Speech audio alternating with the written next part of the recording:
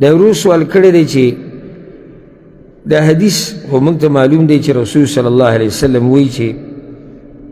زه او د یتیم کفالت کوونکې موږ به په جنت کې داسې یو ځای لکه دا دوه ګوتې چې دي. خو ما ته بعض مشران معلوم دي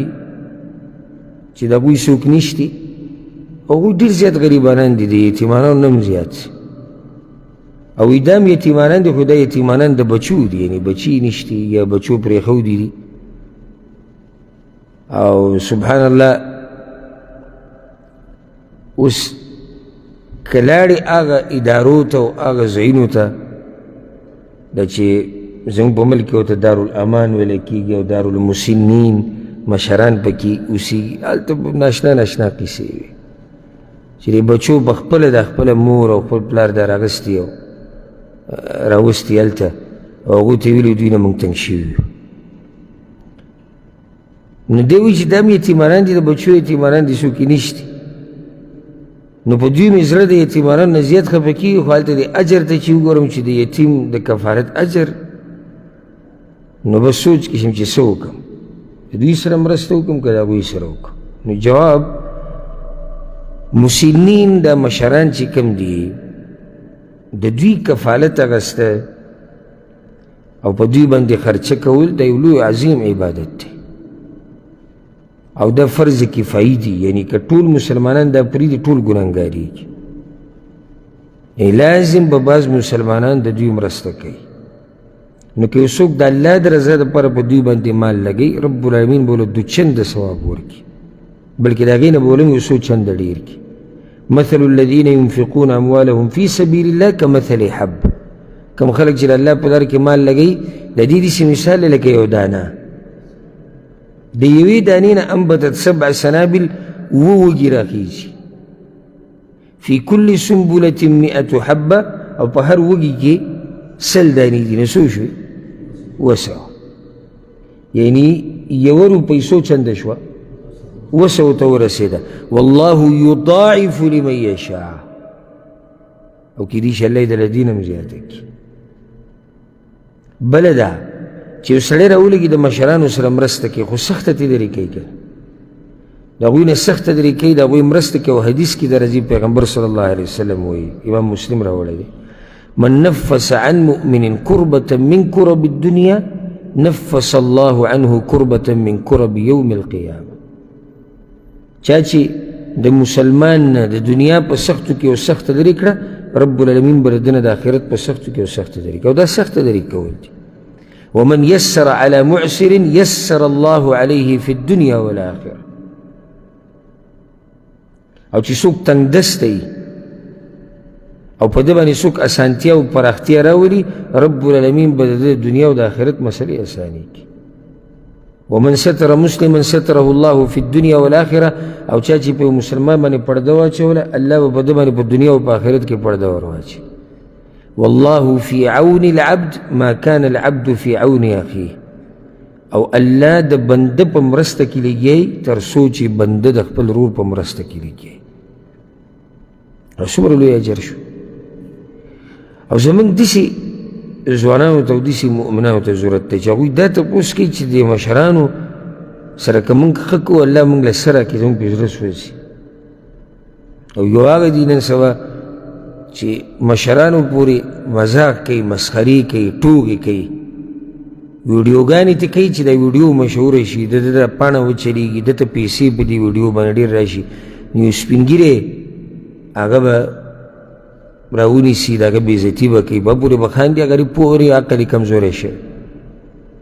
مخکې ورځو کې یو ویډیو مې کته، یو ملګري راته رالېږلی، ما ته اکثر دا ملګري عجیبه ویډیو ویني چې راویلېږي، ما ته پته چې دی به بیا څه بحث به کوي. نو هغه یو سپین ږیری دی او دا هلکان یو څو ته ګیر چپېرې دا ټوپۍ ته ګزاري راګزاري او ویډیو ته کوي. نه هغه غریب خپله ټوپۍ راوړي په سر یې کېږي چې بیا ګزار کوي، بیا راوړي بیا کوي. یعنې بس خبرې خو د کولو نه وي، سړی مخامخ چاته نه کوي، خو لکه سترګو نه مې اوښکې لاړې ورب الکعبه. او خپل مشران راته ټول را مخې ته شو، اما چې څنګه یو سپین ږیری ته د هغه د ټوپۍ ټوپۍ د عزت نښه ده ټوپۍ پټکې دا ډېره د عزت یو نښه حسابېږي کله سړی تاسو خیال کړی که چا نه بخښنه غواړي معافي غواړي روغه کي جرګه کي دا خو هغه خلک به پوهېږي چې هغه درانه مؤمنان یي سپک خلک په دې څه پوهېږي ټوپۍ د سر نه وباسي کېږي زمونږ دا خبره به وي منې د ټوپۍ کوزول د سر نه دا د یو غټ کار وکړو نو د سپین ږیري نه ټوپۍ غوزاره او بیا خاند او ټوغې کوه او بیا دا خو دي بې ادبه او بېهوده خلک خو چې څوک دا ویډیو ګوري او د دې نه مزه اخلي د هغوی په باره کې څه او څوک په دې راضي دی چې د هغه د مشر سره دې دا کار وشي د هغه د مشر د سر نه دې څوک ټوپۍ ګزار کړي ورب الکعبه موږ خو په دې نه یو راضي چې زموږ مشر چا ته لاس نیسي مخکې کړي د سلام دپاره او هغه ته لاس راکاږي موږ په دې نه یو راضي پاتې را ده چې زموږ د مشر د سر نه یې څوک ټوپۍ ګزار کړي او بیا دې د هغه نه ویډیو کوي او خاندي دي او مذاق ته جوړ کړي دا د نن سبا زمانه ده یو ویډیو ډېره مخکې ما لیدلی چې د پنجاب طرف ته دا پښتانه وو دا چې ما ته یو ټوپۍ واله نو هغوی داسې چل کوو بعض هلکان را جمع شوي ویډیو کوله یو سپین ږیري یو په سکوټر ناست دی نو دې سپین ږیري ته وایي راځئ چې دې ورسوو نو چې هغه سپین ږیری په سکوټر کښېني دی د سکوټر روان کړي هغه راولېږي نو بیا ټول د خندا شنه شي کم تربیت د دوی مور پلار کړی دی چې دا کار کوي یو مشر داسې بې قدري کول یو سپین ږیري داسې بې قدري کول رسول صلی الله علیه وسلم به مجاهدینو ته ویل صحابه کرامو ته وایي چې لاړ شئ نو په جنګ کې به ماشومانان نه وژنئ زنانه به نه وژنئ او د هغوی سپین ږیري به نه وژنئ د کافر سپین ږیری به په جهاد کې نه وژنئ د کافر او ته د یو مسلمان سپین ږیري بېادبي او سپکاوی کې صرف دې دپاره چې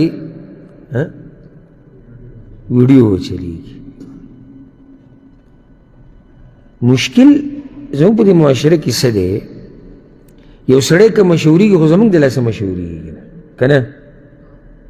هسې خو څوک نشي مشهورېدی که داسې قسمه خلک چا مشهور کړي دي موږ مشهور کړي دي که نه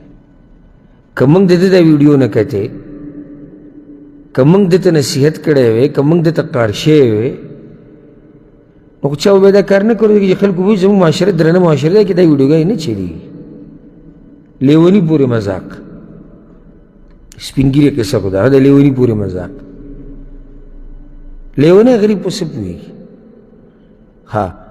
نو دا لیونی به راونیسي هغه به قار کړي هغه به په کنځلو راولګي خانده ورته هغې دا د الله بنده دی دا د الله بنده دی ته پته شته د الله بنده دی د ده دماغ کار نه کوي ته ده پورې خاندې ته ده پورې مذاق کوي چې دماغ یې روغ ته یو سړي پسې ورشه چې په سره ځواني کې او دماغ یې روغ وي چې یخ دي کیسه ته پورې وخانده نو لیونی دې راټینګ کړی دی هغه پورې مذاق کې هغه نه ویډیوګانې کې کوم ځای ته زموږ دا معاشره ورسېده زنانه سره به ناسي ویډیو به کوي او موږ مرسته کوو موږ ته مخ لږ ښکاره کړه خپل چې موږ دې ووینو موږ دا کوم ځای کوم طرف ته موږ روان یو پښتانه داسې خلک وو چې دې انټرنیټ زموږ نه هغه اسلام او هغه پښتو هر څه زموږ نه ګډوډ کړو اسلام په یو ګوټ کې موږ په بل ګوټ کې پښتو په یو ګوټ کې موږ په بل ګوټ کې نو الله دې رحم وکړي زموږ په حال باندې خو معاشره کې خیر شته الحمدلله لکه ضرور ته وګوره وایي زه غواړم چې زه د سپین ږیرو کفالت وکړم هلته د یتیم د کفالت د اجر ته چې وګورم ده ته موږ دا وایو چې دې کې شک نشته چې د یتیم کفالت باره کې ډېر لوی اجر راغلی دی خو انسان حالاتو ته ګوري چې کم یو زیات محتاجي د هغه سره مرسته کولو کې بیا اجر زیات دی بله خبره دا دی چې د یتیم ته د ډېرو خلکو توجه ځي که نه داسې نه ده خو د سپین ږیرو ته د چا توجه ډېره نه ځي کله سپین ږیري بوډۍ کور کې یوازې اوسېږي خلک ترې هغه بچي یا نه وي او یا یي چې ته مړه شوي یا بیماران او دا غریب ورته یوازې دغه شان ناست دې طرف ته توجه چا نه یتیم پورې باندې نو موږ دا وایو